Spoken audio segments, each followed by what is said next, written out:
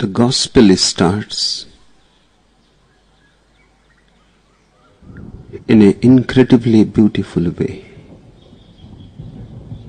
No other book starts that way. No other book can start that way. The Bible is the book of the books. Exactly that is the meaning of the word Bible. The book. It is the most precious document that humanity has. And that's why it is called the Testament. Because Jesus has witnessed to God in it. Jesus has become the witness to God, a testament. It is the only proof possible. God cannot be argued, but only a man like Jesus can become a proof for him. The gospel carries all that is beautiful in Jesus' flowering, the beatitudes. Those statements are the most beautiful ever made. Not even Buddha, not even Lao Tzu has spoken that way. Buddha is very philosophic, very refined. Jesus is very plain, simple. Jesus speaks like a villager, a farmer, a fisherman. But because he speaks the way common people speak, his words have a solidity, a concreteness, a reality. Buddha's words are abstract. They are very, very high words, philosophical. Jesus' words are down to earth, very earthly. They have that fragrance that you come across the earth when the rains have started and the earth is soaking the rains and great fragrance arises. The fragrance of the wet earth. The fragrance that you find on a sea beach. The fragrance of the ocean. The trees. Jesus' words are very, very earthbound, rooted in the earth. He is an earthly man. And that's his beauty. Nobody else can be compared with that beauty. The sky is good but abstract, far away, distant. So I say to you, no other book starts the way gospel starts. No other book talks the way gospel talks. The word gospel comes originally from a word, God spell. God has spoken through Jesus.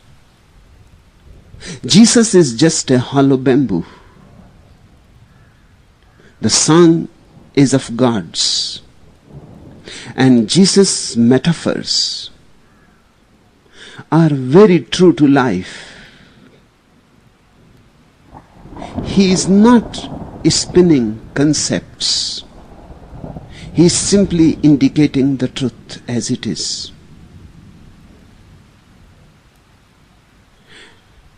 First, the beginning. The book of the generation of Jesus Christ, the son of David, the son of Abraham. Abraham begat Isaac, and Isaac begat Jacob, and Jacob begat Judas, and Judas begat Phares, and Phares begat Isrom, and Isrom begat Aram, and so it goes on and on. And then Jacob begat Joseph, the husband of Mary, of whom was born Jesus, who is called Christ. Then this genealogy stops suddenly. 14 generations have passed from David to Jesus. The gospel records the 14 generations. And then suddenly Jesus is born,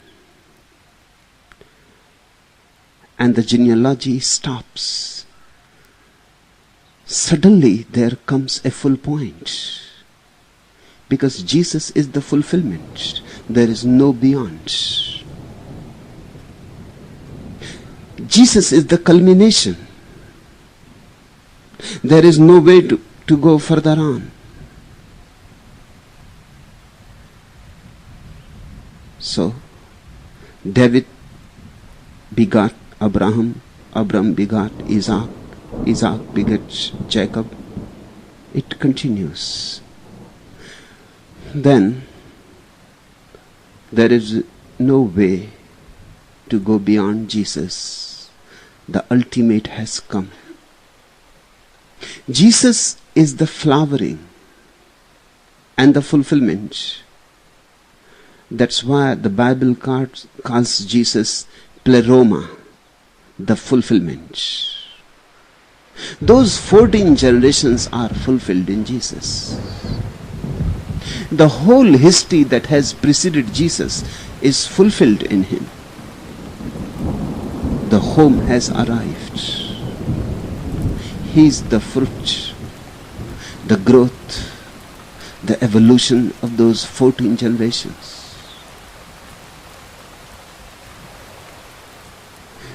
Jesus is the fulfillment. That's why the gospel does not say anything further. Jesus did not beget anybody. Jesus begat himself. And that is the meaning of the word Christ. There are two kinds of births. One, through others, from the father, from the mother. That is a bodily birth. The other birth, you have to give to yourself. You have to born out of yourself. You have to become the womb, the father and the mother and the child. You have to die as the past, and you are to born as the future. You have to beget yourself. That's why I say the book starts in an incredibly beautiful way. Very significant. Jesus begat nobody. Jesus begat himself. That's the meaning of crucifixion and resurrection. The body is crucified. You cannot crucify the spirit. You can destroy the body. You cannot destroy the spirit. The body is grass. The sword can cut it. The poison can kill it. And even if nothing is going to kill it, death is going to come and the body will be gone. It has to go. It is meant to go. It is only there for the time being. Those who are conscious, they use that time to create a spirit in them. The body is like grapes. The grapes are to go. You cannot keep grapes for long. They will go rotten. But you can create wine out of the grapes. That's why it is called also spirit. You can create a spirit in your being, a wine. Grapes cannot be accumulated. They are temporary, momentary. But wine can stay forever. In fact, the older it becomes, the more precious and valuable. It has a non-temporal duration. It is something of eternity. The body is like the grapes, and if you use it rightly, you can create the wine in you. The body is going to disappear, but the wine can remain, the spirit can remain. Jesus has done many miracles. One of the miracles is his miracle of transforming water into wine. These are metaphors. Don't take them literally. If you take them literally, you distort their meaning, their significance. And if you start proving that they are historical facts, then you are stupid, and with you, Jesus also looks stupid. They are metaphors of the inner world. The inner world cannot be expressed literally, but symbolically, only symbolically. Turning water into wine simply means creating the eternal into time.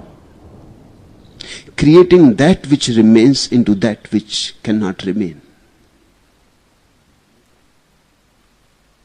If you keep water, sooner or later it will start stinking. But you can keep wine for ages, for centuries. And the longer it is there, the better it becomes. The more powerful, the more potent it becomes. Wine is a metaphor for the eternal. Jesus is transformed through his sacrifice. Nobody is ever transformed without sacrifice. You have to pay for it. The cross is the price that you pay for it. You have to die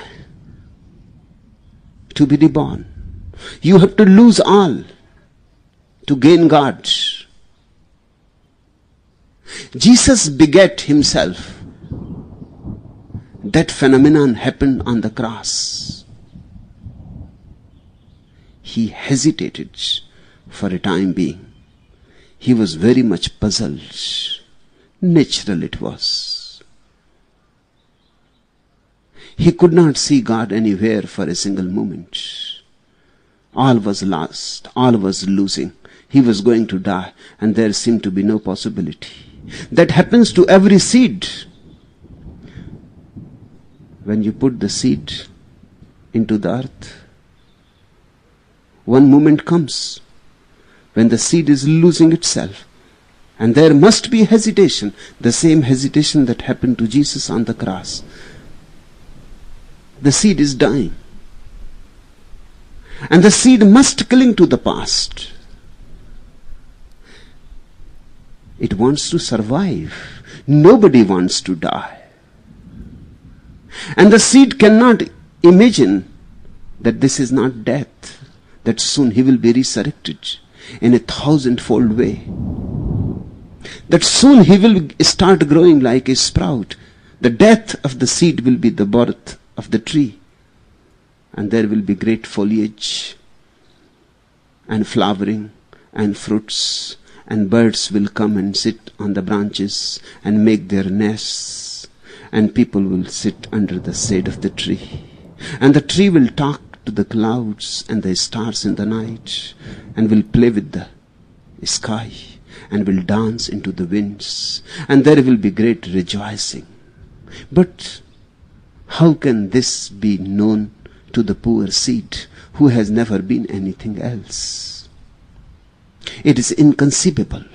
That's why God is inconceivable. It cannot be proved to the seed that this is going to happen.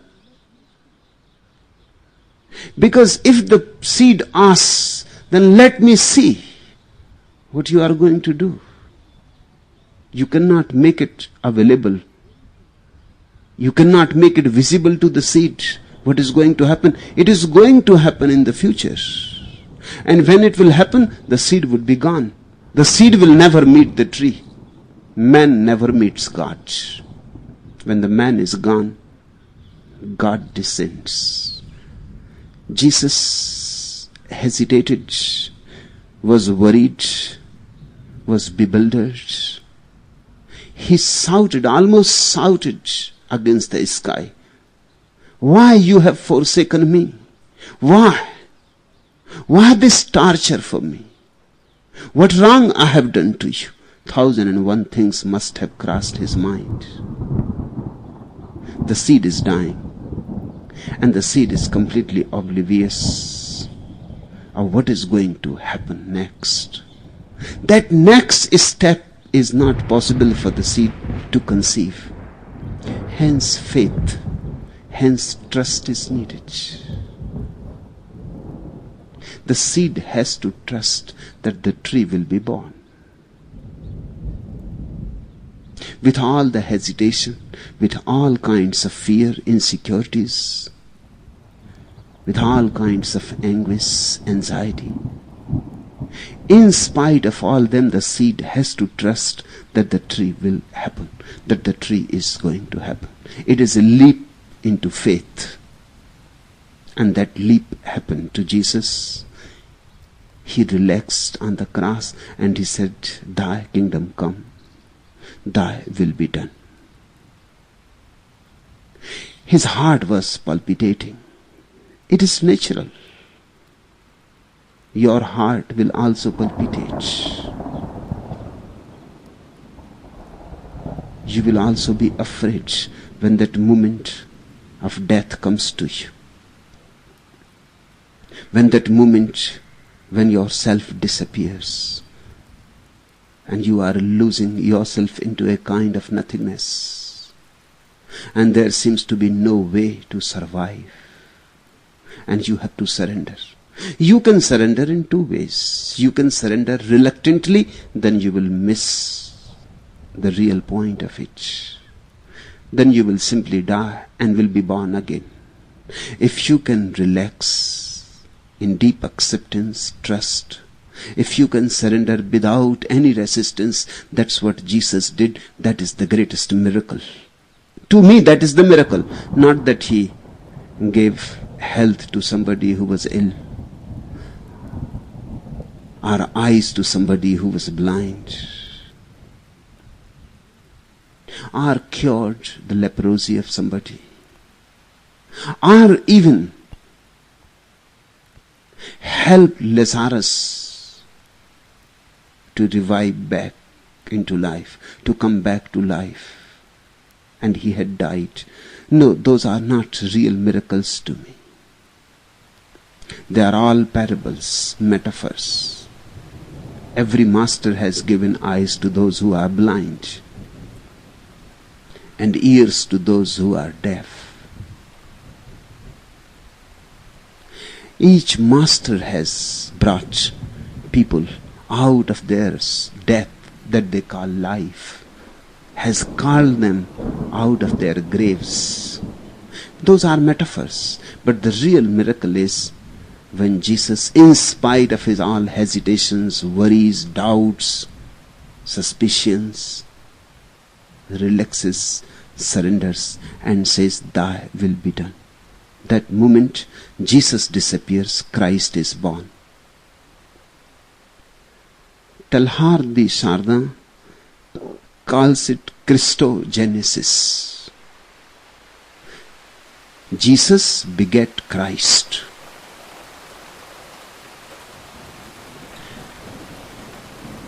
Through it, Christogenesis, man becomes that which he really is, loses that which he is not and becomes that which he is. Man becomes Christified. Be Christified, never become a Christian. The Christian is one who follows the Christian dogma. Christified means one who dies as a seed and becomes a tree. Christified means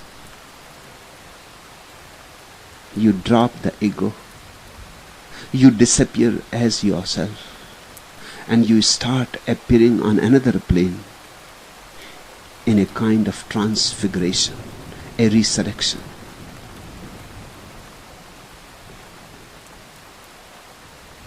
Christified means you are no more alone. God is in you and you are in God. This is the paradox of Christ consciousness. Christ calls himself many times Son of Man and many times Son of God. He is both. Son of Man as far as the body is concerned. Son of Man as far as mind is concerned. Son of God as far as spirit is concerned. Son of God as far as consciousness is concerned. Mind is the mechanism of consciousness, just as body is the abode of the spirit. Mind belongs to body. Consciousness belongs to spirit. Jesus is the paradox. On one hand the man, on another hand God. And when God and man work together, if miracles happen, there is nothing to be surprised. Miracles happen only when God and man function together in cooperation.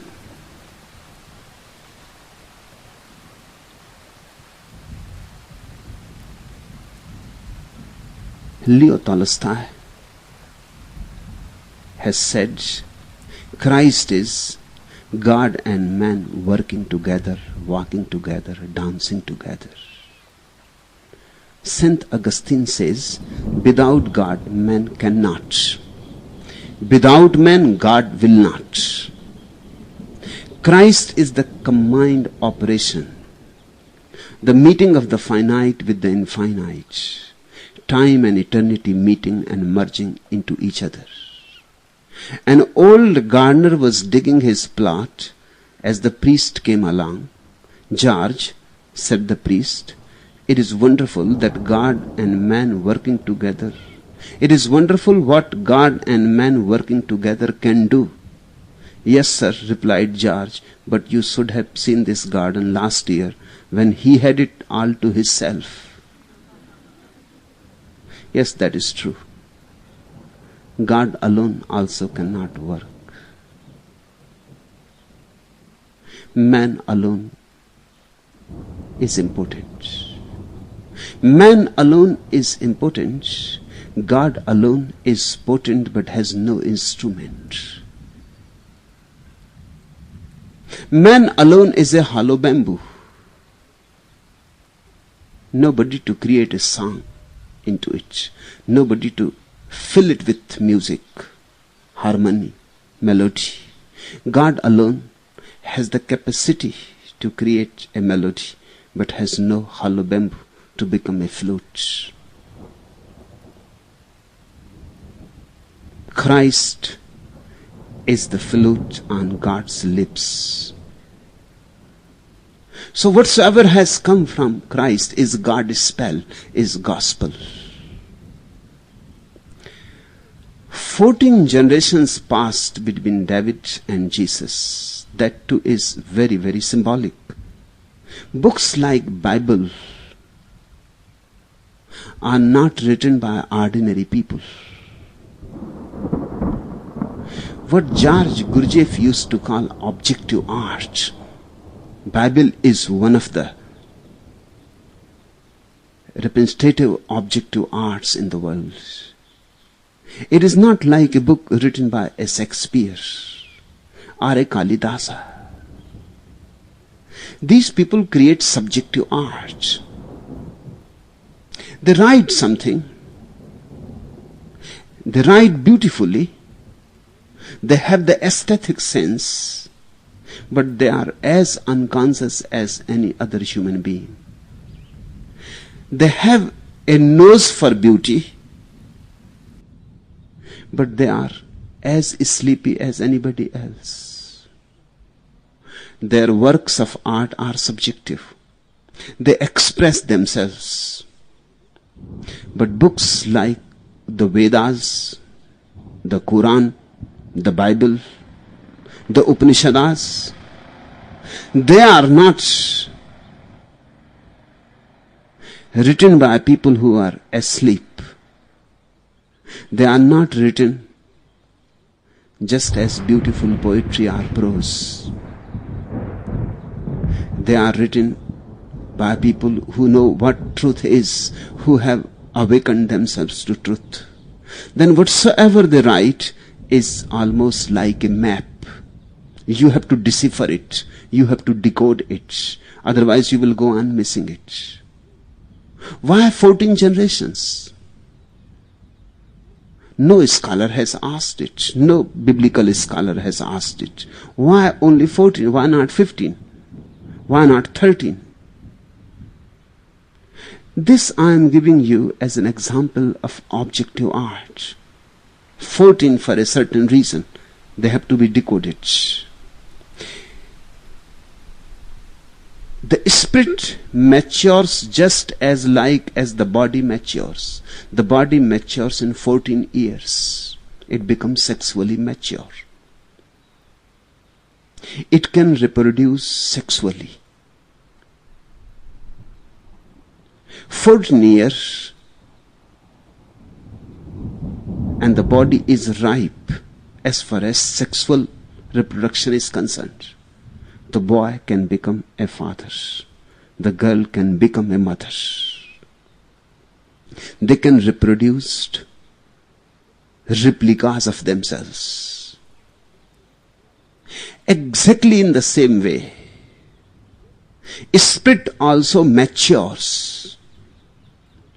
Just as it takes 14 years for the body to mature sexually, it takes 14 generations for spirit to mature spiritually.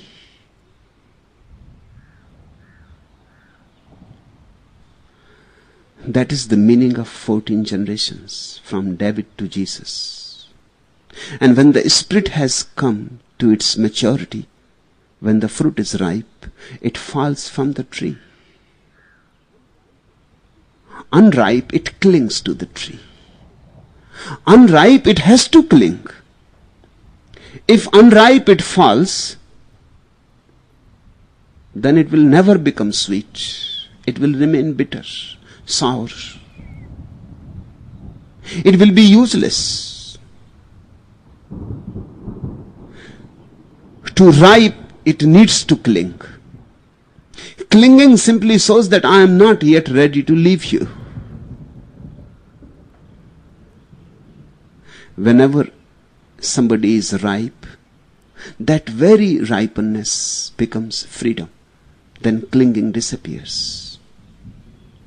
Jesus disappears into God. Jesus disappears from this tree of life. The fruit is ripe.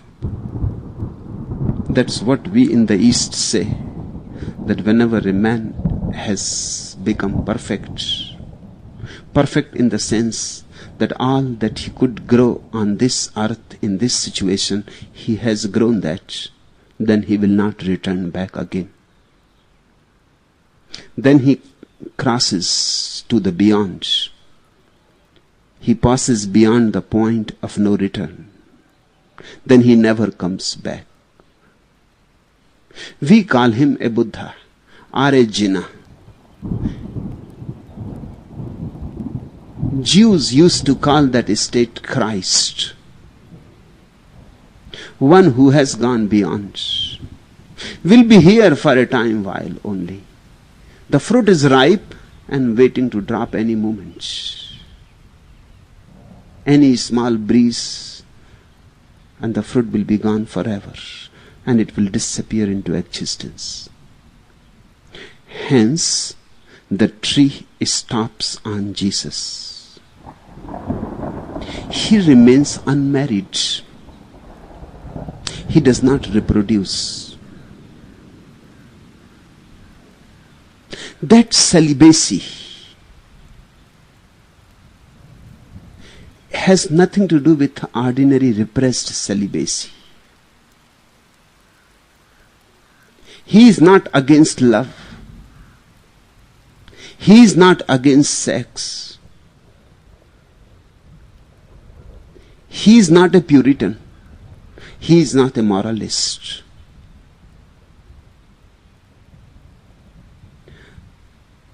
I was reading the other night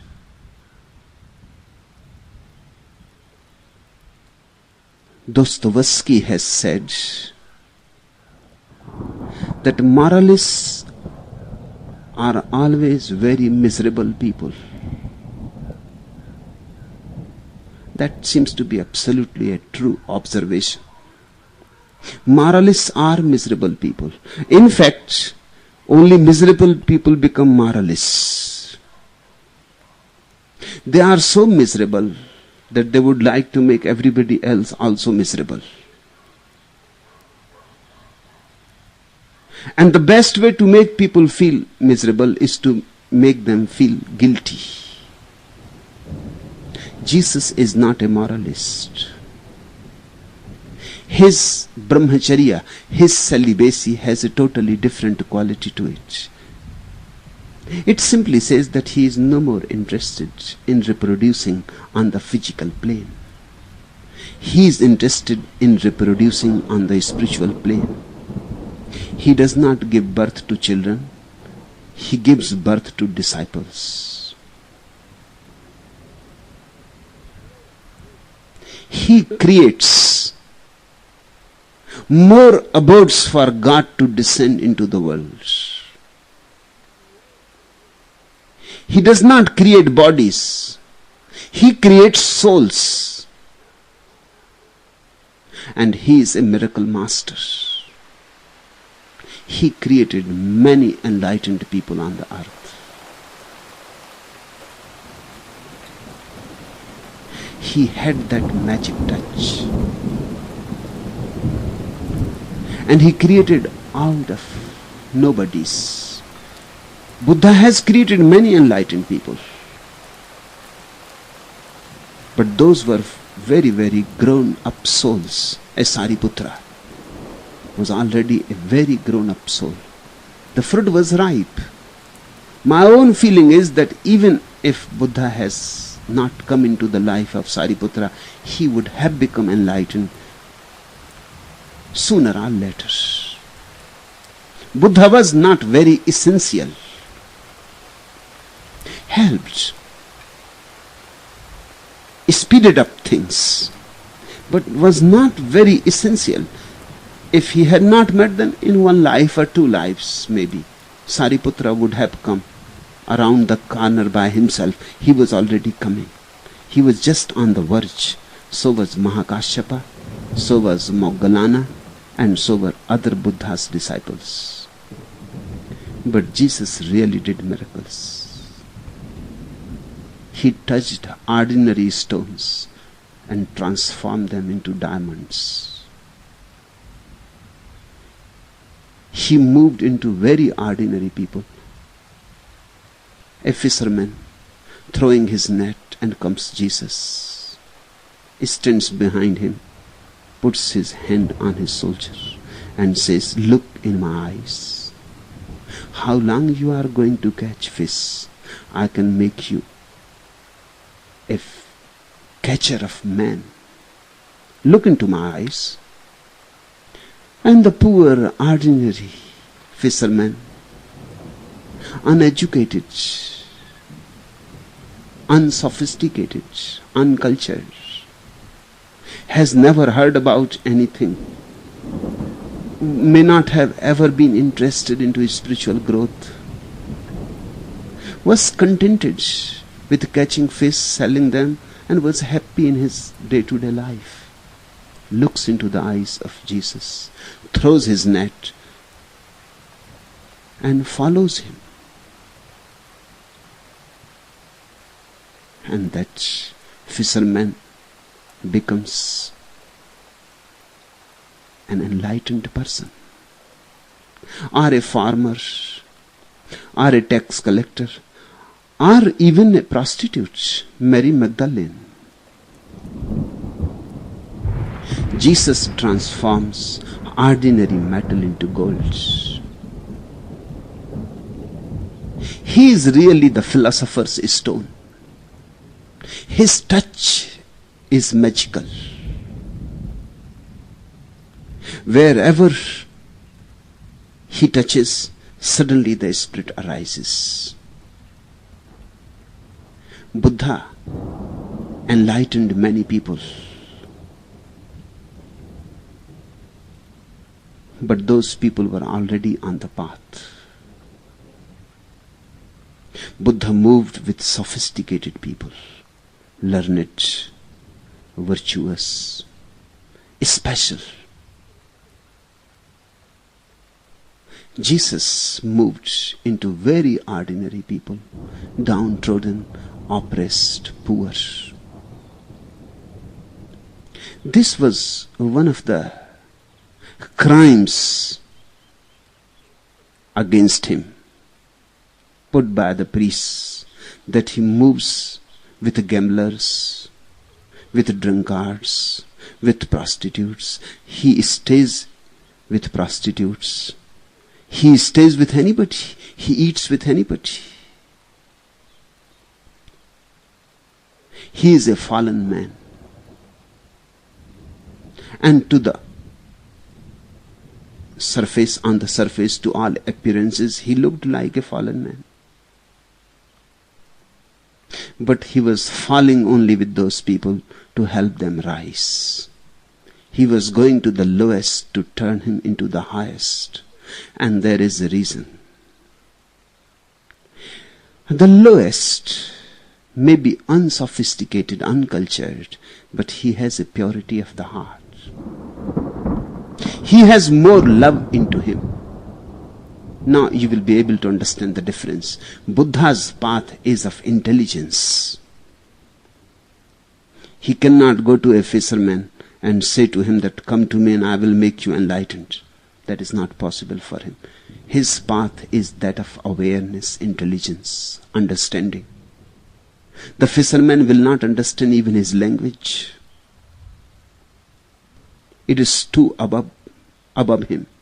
It is beyond his grasp.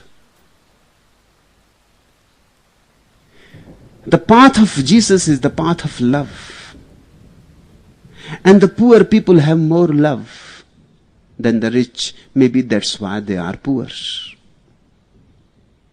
Because when you have much love, you cannot accumulate much money. They don't go together. When you have much love, you share.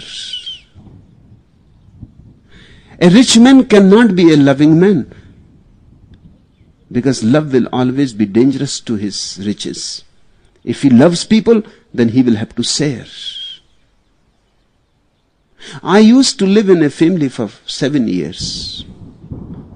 The man was very rich, and he was interested into my ideas. That's why he has invited me to stay with him. He had made all the arrangements for me in a beautiful way. He has provided a big bungalow and a big garden. And just to be with me, he has to come live with me, with his family. But I was surprised. I had never seen him talking to his wife or to his children. When we became more and more accustomed to each other, one day I asked him, I never see you sitting with your wife or with your children. I never see you talking to anybody in your family. What is the matter? He said, if I talk to my wife, immediately she starts demanding. that there is a beautiful ornament in the shop, or better saris have come, or this and that. Immediately she jumps on my pocket. If I talk to my children, their hands start groping into my pocket. I have learnt it, that it is better to keep quiet and remain stiff and have a hard face. It protects you. Then nobody asks for anything. And I understood his idea. That is the idea of all the rich people in the world. The person who becomes too much obsessed with the money is really obsessed with the money because he cannot love. Money becomes a substitute love. He starts hoarding money because he thinks there is no other thing to be happy about. Hoard money. At least you have the money, you can purchase everything. He even believes that he can purchase love by his money. He can purchase sex, but not love. But then many people think sex is love. He can purchase bodies, but he cannot have any intimacy with a person. But many people think to have the body of the other, to possess the body of the other is enough. What more is needed? Why bother about anything more? Many people are interested only in casual sex, not in intimacy, not into going into depth, not moving into a deep dialogue, afraid of the deep dialogue, because then there is commitment, and commitment brings responsibility. Then they have to be very sensitive, alive. Who bothers? Just casual sex is good, and casual sex can be purchased. It is available in the marketplace. The man who is after money thinks all can be purchased through the money. So why bother about anything else? You can have the most beautiful woman, you can have the most beautiful house, you can have this and that. He thinks that this is going to satisfy him. This never satisfies. Only love satisfies. No substitute can ever satisfy. A substitute is a substitute. It is pseudo. Poor people have more love. Because poor people have not grown their head, so their whole energy revolves around the heart. These are the two centers. Either the energy moves into the heart, or the energy moves into the head. It is very rare to find a balanced being whose energy moves into both, or who is capable of moving energy wherever it is needed, diverting it. When he wants to have intelligence, he moves, channelizes his energy into the head. When he wants to love, he channelizes his energy, whole energy, into his heart. This is the perfect man. But ordinarily people are not so perfect. Either they are hung up in the head, or they are available to the heart. Jesus' path is of love. Hence he worked miracles into poor people, into ordinary people who are not yet very developed intelligences. But that opportunity can be used. Their energy is raw, and yet in the heart they are more like children.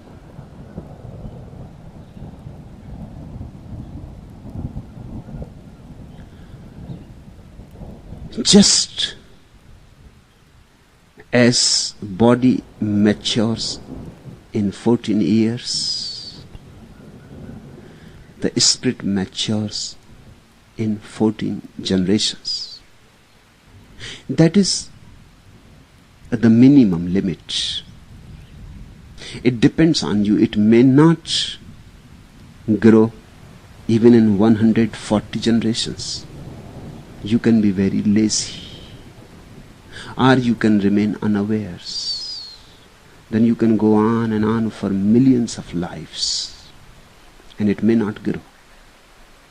But 14 generations is a natural time limit. That much is needed.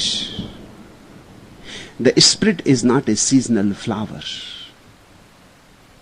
It is like a great cedar of Lebanon. It takes time, 14 generations to grow for the tree, to reach to the sky.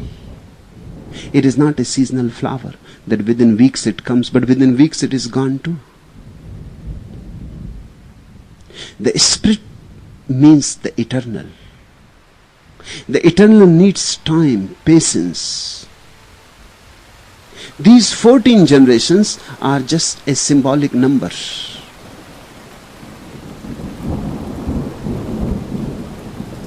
Jesus cannot be born before 14 generations. That state is possible only after a time, after few steps have been crossed. And that's so in other dimensions too. For example, the caveman could not give us the Platonic dialogues or the symphonies of Beethoven or the paintings of Leonardo da Vinci or the poetry of Rabindranath Tagore. It was not possible for the cavemen to give these things. The cavemen could not give us an Albert Einstein either, or a Dostoevsky, or a Picasso. The cavemen could not give us a Buddha, or a Laos, or a Jesus. It needs time, and it needs preparation, and it needs a certain milieu to grow. Only then Jesus is possible. For Jesus to exist, many things are needed. He can exist in those circumstances only. For Jesus to say what he wants to say, a certain kind of people are needed who can understand it. What I am saying to you can only be said now.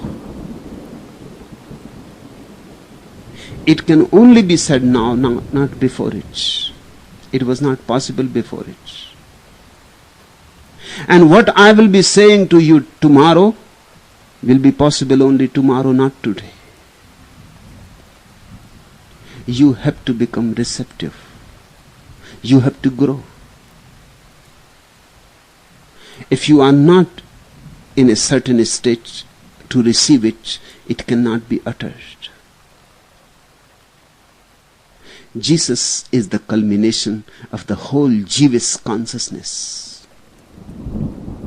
And the strange thing is that Jews rejected him. And that has been always happening. Buddha was the culmination of Hindu consciousness, and Hindus rejected him. And Socrates was the culmination of the Greek consciousness, and Greeks killed him. This is very strange, but this has been happening always. Why we cannot accept our own culmination? What goes wrong? Why Jews could not accept Jesus? And they have been waiting for Jesus. They have been waiting for the Messiah, for Christ to come. They are still waiting. And the Messiah had come and already gone too. And they helped him to go. And they are still waiting for him. What went wrong? What always goes wrong? Jesus is the culmination of the Jewish consciousness. All the prophets of the Jews that have preceded Jesus have prepared the ground for him to come. That's what John the Baptist was saying to the people, that I am nothing to the person for whom I am preparing the way. I am just a sweeper. I am simply cleaning the path for him to come. The higher than me is going to come. John the Baptist was simply preparing the way, and so were other prophets, for this ultimate culmination, for this peak, this Everest. And then the Everest comes, and something goes wrong. What goes wrong? The other peaks start feeling small. They have all helped. Just think, Everest cannot stand alone if other peaks of Himalaya have disappeared. Everest cannot stand alone. It will need the whole Himalaya to support it, to be there. It cannot rise so high alone. No peak can rise so high alone. It will need support of thousands of other peaks, smaller, bigger, and all kinds.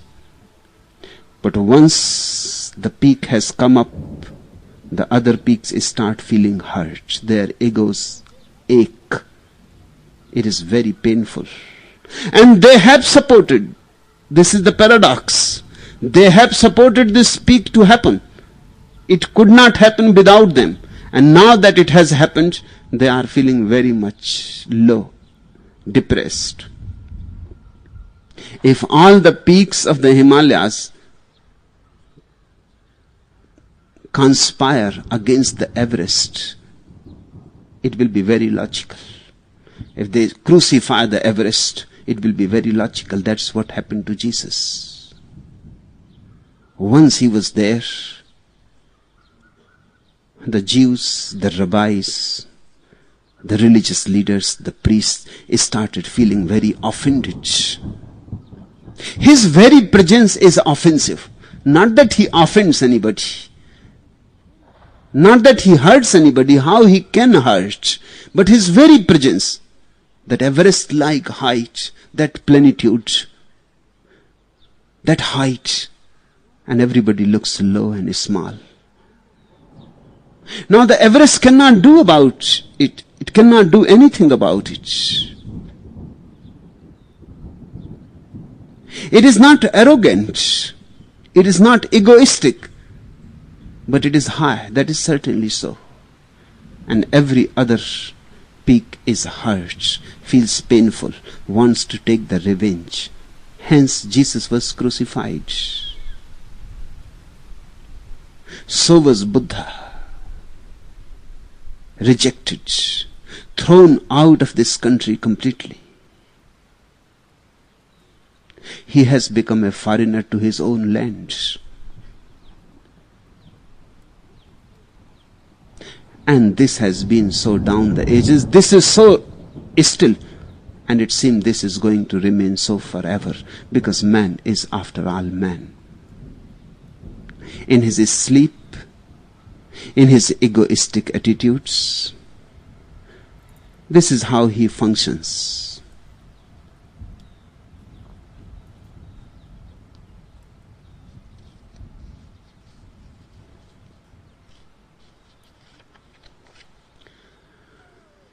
Jesus' beatitudes are God's songs through him. Remember, he is just a medium. He is not the author of these Gospels.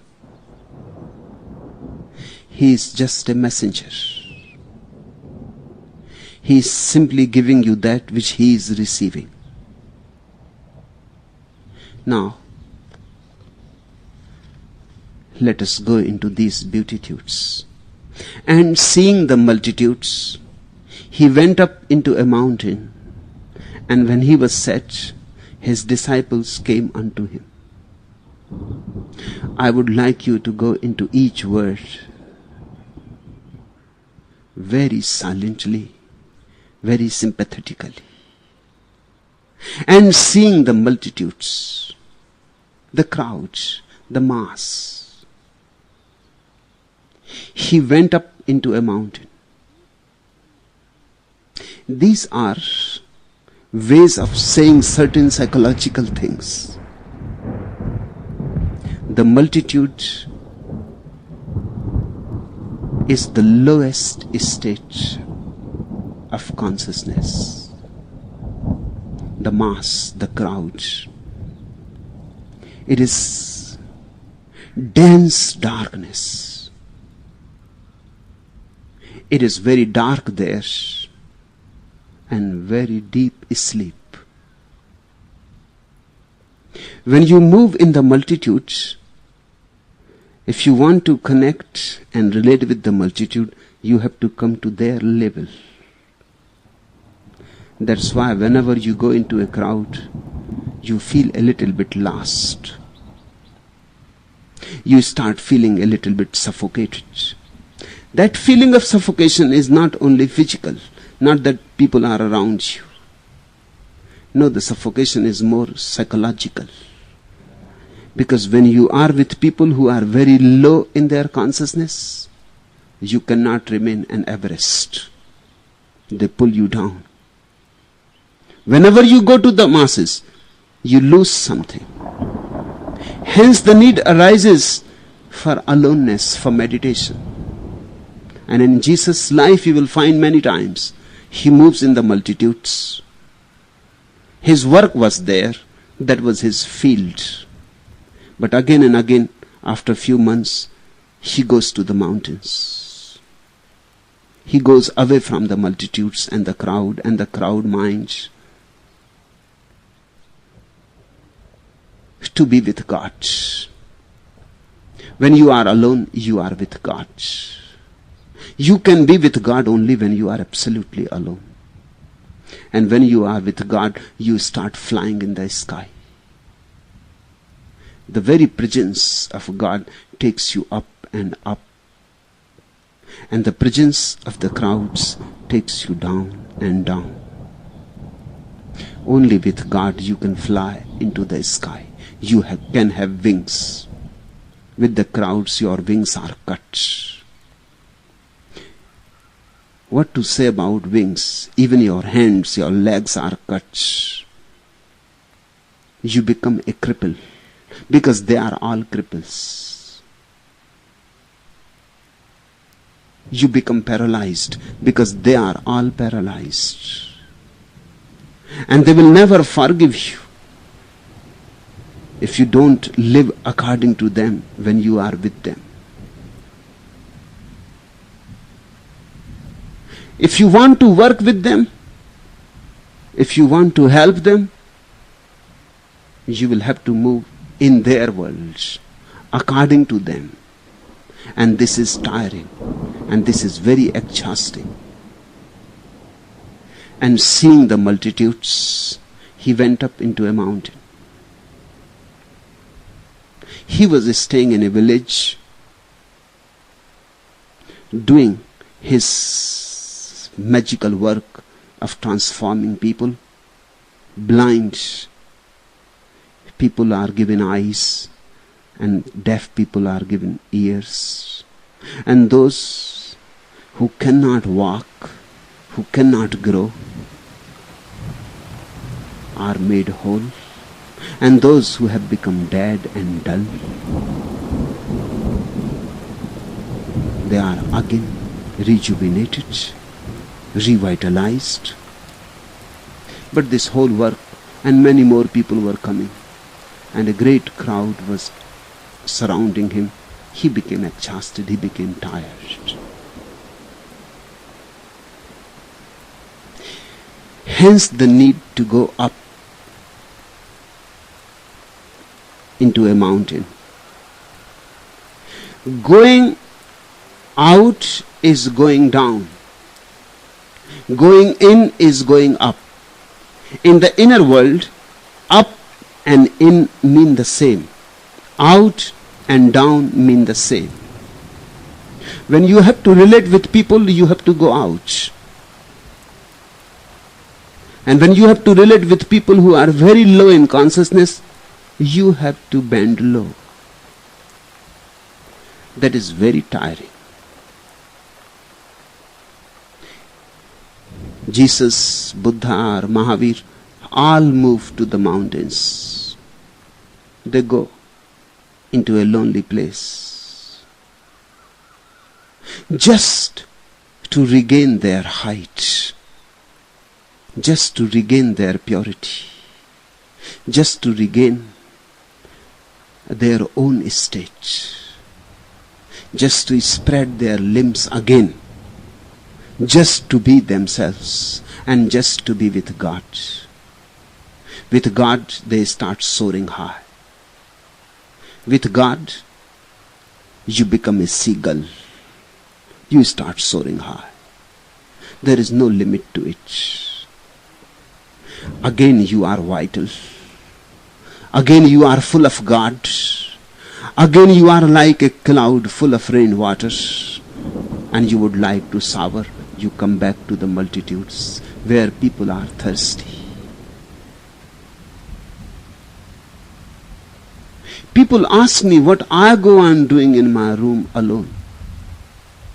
That is my mountain.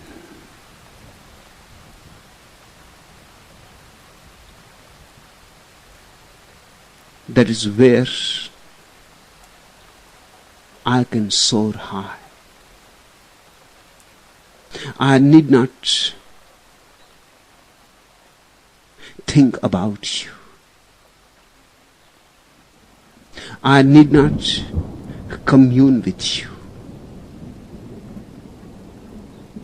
I need not function through the body and through the mind. I can forget the body, I can forget the mind, I can forget you, I can forget all. In that moment of utter forgetfulness of all, one is. And that isness is immense. That isness has a splendor to it. Freshness it is. Vitality it is. Because it is the very source of life. But once you are full of that life, you have to share. So every morning I am back with you.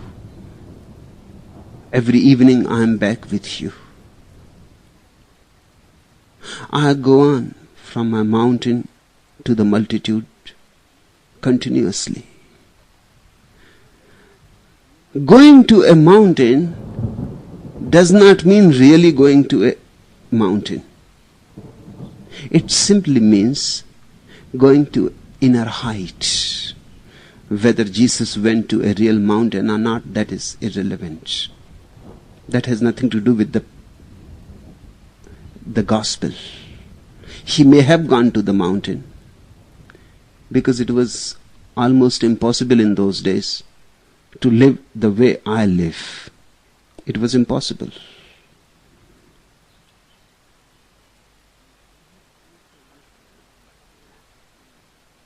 I has also lived like Jesus for 15 years, moving in the multitudes. And it was impossible to get even a single moment alone. I had to go back again and again to my place. Where I used to live in Jabalpur, I had kept myself absolutely alone. Jabalpur was very unfortunate. I will go around the country and I will meet everywhere people, but not in Jabalpur. That was my mountain. And people will be saying to me when I will come to Bombay or to Delhi or to Pune, that why I unnecessarily traveled so much back to Jabalpur again and again. 15-20 days and I will have to go back to Jabalpur for 3-4 days and then again start. It was unnecessary. I could have gone from Pune to Bombay, from Bombay to Delhi, from Delhi to Amritsar, from Amritsar to Srinagar. Why I should go first to Jabalpur after a few days and then again? Jabalpur was my mountain. There I had kept myself absolutely alone. When it became impossible to be alone even there, and multitudes started coming there, then I had to leave that place. in my room alone, I am doing exactly what Jesus did. And seeing the multitudes, he went up into a mountain, and when he was set, his disciples came unto him. To talk to disciples is a different matter. To talk to multitudes is a different matter. That's why I had to stop talking to the crowds.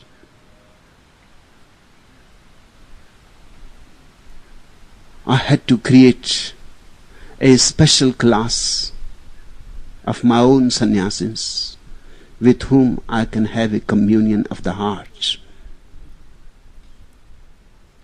When you are talking to the multitudes, first, they are very indifferent to what you are saying. You have to shout unnecessary. Second, if they are not indifferent, then they are against, antagonistic, always afraid and protecting their ideas, always resisting, arguing. That is unnecessary work. And these things that I am talking, or Jesus was talking, are not things that can be argued. No proofs are possible. Only trust. If you can trust me, these things can be explained to you. But trust has to be a very, very basic thing to it. If you don't trust me, there is no way to prove anything. Then it is simply a wastage of my time and your time. To talk to disciples is a different thing. To talk to disciples means the other side is receptive. Not only receptive, immensely welcoming. You are welcome. The other side wants you to come in. The other side wants to become a host to whatsoever you are saying. The doors are open, the windows are open, for you to become a breeze or sunlight and enter into their beings. They are not afraid, they are not defending, they are not arguing, they are ready to go with you wholeheartedly to any unknown dimension. To talk to disciples is not a kind of discussion or a debate, it is a dialogue. It is as much a dialogue as it is when two lovers talk to each other. The disciple is in love with the master is in love with the disciple. There is deep love flowing. That love becomes the bridge. And then great truths can be explained, conveyed, almost materialized. And when he was set, his disciples came unto him. And he opened his mouth and taught them, saying, from the multitudes he has escaped, but not from the disciples. For the disciples he is available. He can fly with God, and the disciples can fly with him. Maybe they are not so expert in flying, but their readiness is there. And that is the only thing that is needed, the most essential.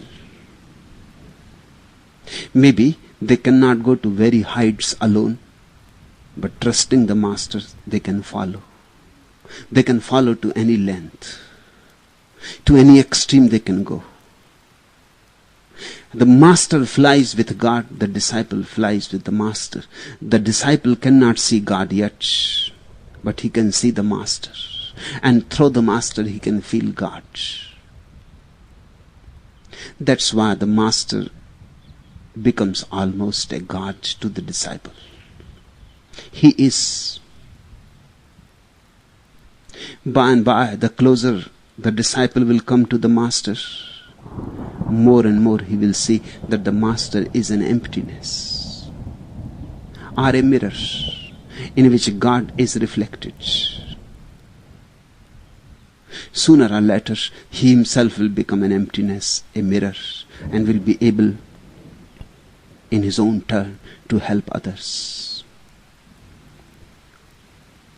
He opened his mouth and taught them, saying, "Blessed are the poor in spirit, for theirs is the kingdom of heaven." This is one of the most fundamental statements ever made. Many other beatitudes will follow, but nothing to be compared with it. It is exceptional. It is extraordinary. And the beauty is, blessed are the poor in spirit, for theirs is the kingdom of God. In other beatitudes, he will say, they shall inherit the kingdom of God. But in this, he says, for theirs is the kingdom of God. The poor in spirit means exactly what Buddha was saying to Sariputra. Nothingness. Ego makes you feel that you are rich, that you are somebody, this and that.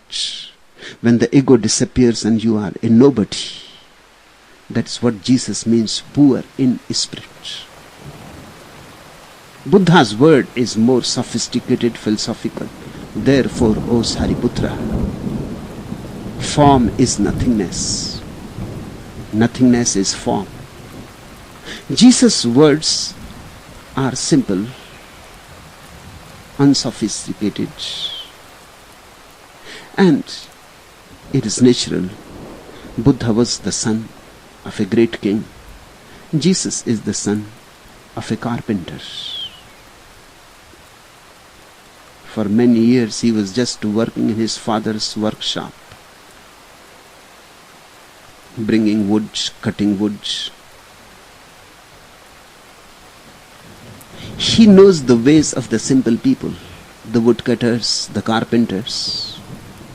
He says, blessed are the poor in spirit, those who know that they are nothing. Those who know that their inside is just empty.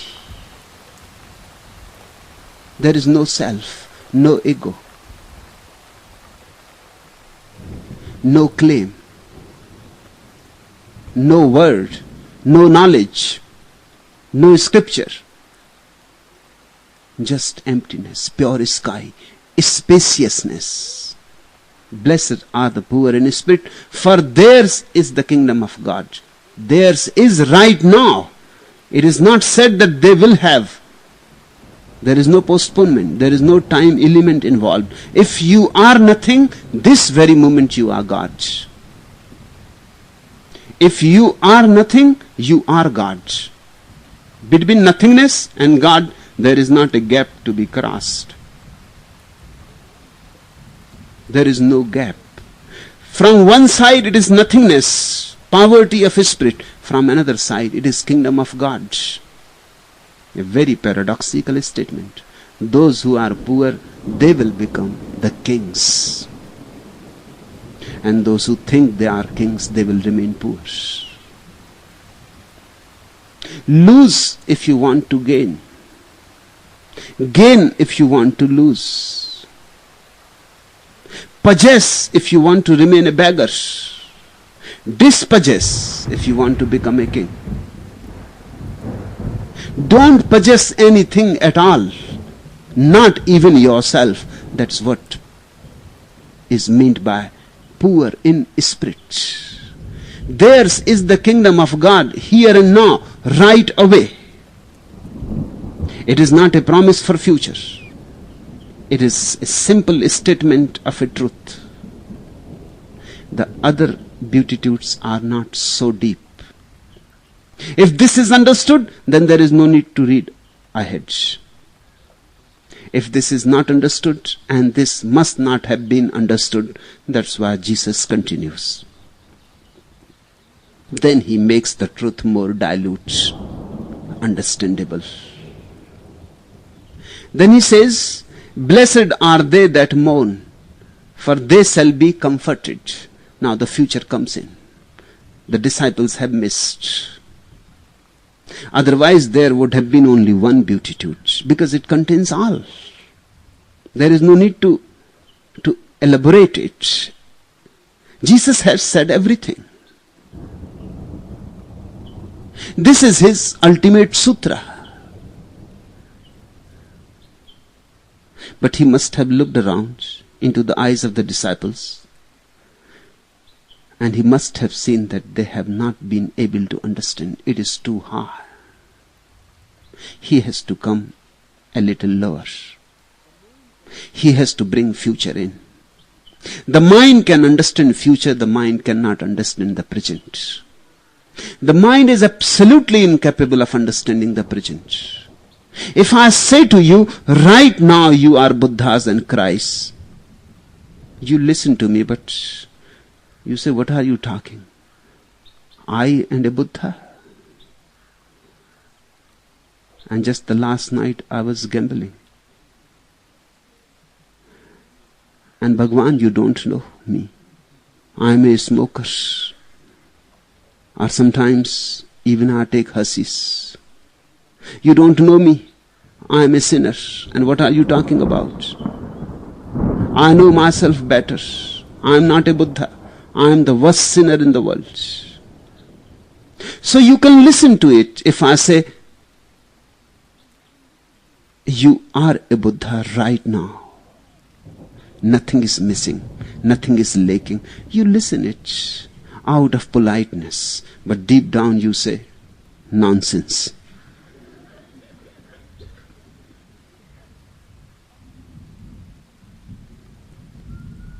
Jesus has said the ultimate, blessed are the poor in spirit, for theirs is the kingdom of heaven. This can be compared to the sutra Buddha gave to Sariputra and said, this is a unique mantra. This is incomparable mantra. There is no other mantra higher than this. Gate, gate, par gate, par samgate, bodhi swa, gone, gone, gone beyond, gone altogether beyond. What ecstasy! Alleluia! And he says this is all condensed into one small mantra. Just like that is this mantra, blessed are the poor in spirit, for theirs is the kingdom of heaven. Right now, here now, this very moment, be a nobody and have all. Be a beggar and become an emperor. Lose and possess. He must have looked around. The arrow has not reached to the target. The disciples have saved their hearts. They just went out of the way of the arrow. It passed them. It went above their heads. Jesus has to come low. He brings future in. Future means bringing mind in. The mind can understand means and ends. The mind can understand cause and effect. Do this and this will happen. But remember, it will happen. It will be in the future. You put the seed in the soil and one day it will become a tree. Perfectly true. The mind says, I can understand it. There is process. Step by step the tree will come up. If you say, put the seed there and look, behold, the tree is there. He will say, are you a magician or what? Only magicians can do that. The first statement is very magical. The mind cannot figure it out. It cannot reckon what it is. The mind can understand division, duality, cause and effect, past and future, this and that, here and there. The mind divides And then the mind is at ease. It says, perfectly okay. Be righteous and you will have great pleasure in heaven. Do this and you will get that. But there is going to be a time gap and you have to prepare and you have to do many things. The mind is a doer. Blessed are they that mourn, for they shall be comforted. Jesus says, okay. Then be like small children who are helpless. The child is just cries and weeps for the mother, and the mother runs to the child. When the child is in misery, the mother comes to comfort. So mourn. Let your prayers will be of helplessness, cries. Remember, the definition of a prayer is meditation through tears. Meditation with tears. When the tears are your meditation, it is prayer. When meditation is with love, and you think about yourself like last small child, and existence is a mother or a father. That's Jesus' approach. He says, then pray, cry out of your helplessness, and the help will come, and you will be comforted. Blessed are the meek, for they shall inherit the earth. And become simple, humble, meek. Don't be arrogant. Now listen the difference. The first was poor in spirit. That does not say be humble, because in humbleness a subtle ego remains. You have the idea that I am humble. The I is there. First you were thinking I am very great. Now you think I am very meek. But I am still is there. The I continues. Blessed are the meek, for they shall inherit the earth. So a little barrier, that's why the future. You cannot be right now. That small barrier of humbleness, meekness will go on surrounding you and will go on dividing you from the truth. Blessed are they which do hunger and thirst after righteousness, for they shall be filled. Now do good works, be virtuous, and God will come and fill you. Blessed are the merciful, for they shall obtain mercy. Be merciful, be compassionate. Whatsoever you want God should give to you, you give to the world, to God's world. That's the law. Blessed are the poor in heart, for they shall see God. Remember, even blessed are the pure in heart, for they shall see God. Even with purity, some distance. Poverty is ultimate. In purity there is still some ego. I am pure, holy, sacred, holier than thou, and things like that continue.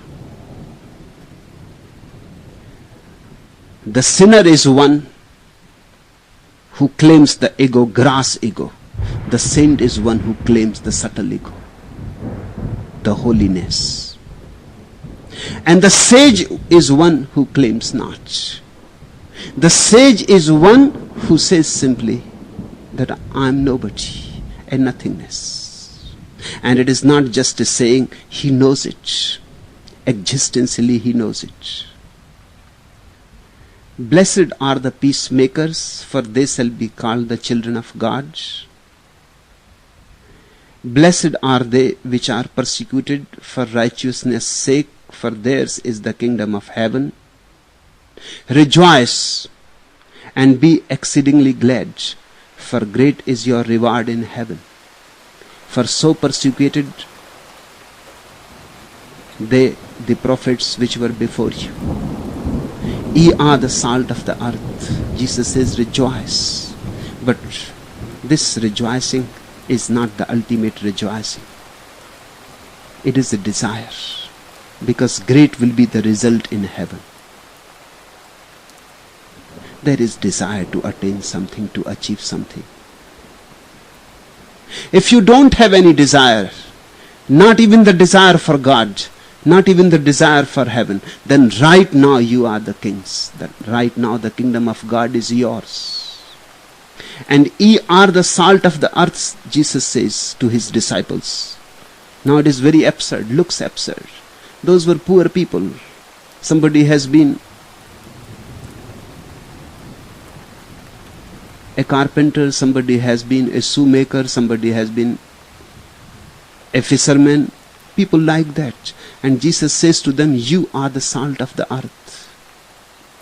And he is right, although he looks absurd. They were not kings, great emperors, viceroys, lords, rich people. They were not. But why he says that you are the salt of the earth? Because whosoever knows a little bit of God is the salt. It is because of these few people that the earth remains meaningful, that there remains some significance, that there is some taste in life and some joy. And the same I say to you, you are the salt of the earth. Because whosoever has started moving towards God has started moving towards joy. And when you move towards joy, you help the whole world to move towards joy. Because you are the world. Rejoice and be exceedingly glad, because ye are the salt of the earth. But if the salt have lost its savour, wherewith shall it be salted? It is thenceforth good for nothing, but be cast out and to be trodden under foot of man. I say unto you too, you are the salt of the earth. You are the spearhead of the future evolution of man. You sannyasins are carrying the seeds of the future. Rejoice and become more and more salty, more and more full of